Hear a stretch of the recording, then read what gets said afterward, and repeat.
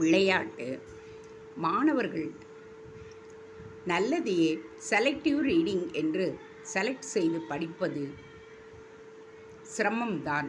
அது சிரமம் என்பதால் விட்டுவிடக்கூடாது. இந்த வயதில் பிடிவாத குணம் என்பது பலமாக இருக்க வேண்டும்.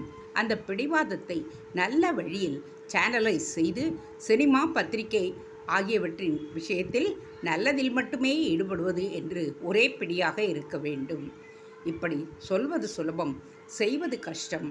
ஆனால் மாணவர்கள் இன்றைக்கு படிப்பில் உருப்படவும் நாளைக்கு உலகத்தில் சத் பிரஜைகளாக உருவாகவும் இதை சாதித்தே ஆக வேண்டும்.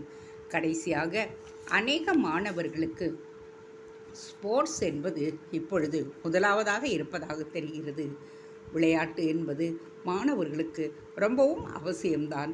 தேகபலத்தை விருத்தி செய்து சந்தோஷமாக துள்ளி குதித்து விளையாடி வேலையின் அலுப்பையும் வாழ்க்கையின் சலிப்பையும் போக்கிக் கொள்வது, டீம் ஸ்பிரிட் என்பதாக ஒரு கட்டுப்பாட்டில் ஒன்றுபட்டு உழைப்பது என்று பல நல்ல அம்சங்கள் விளையாட்டில் இருக்கிறது. ஆனால் அதுவே அளவுக்கு மிஞ்சினால் அமிர்தமும் நஞ்சாகும் என்று வசனத்தின் போல்தான் ஆகியிருக்கின்றது.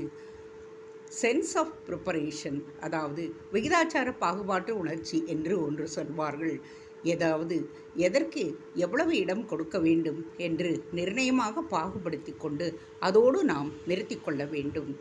இன்றைய மாணவர்கள் விளையாடுவதை விட அதிக நேரம் பெரிய பெரிய விளையாட்டுப் போட்டிகளில் பிற ஆட்டக்காரர்கள், அதாவது ஸ்போர்ட்ஸ்மேன் என்கிறார்களே, அதில் கலந்து கொண்டு ஆடுவதை நேரில் போய் பார்ப்பதிலோ அல்லது அதைவிட பல மடங்கு நேரம் அதை பற்றி கமெண்ட்ரி கேட்பதிலோ பத்திரிகைகளில் ஸ்போர்ட்ஸ் காலம் படிப்பதில்தான் செலவழிக்கின்றார்கள்.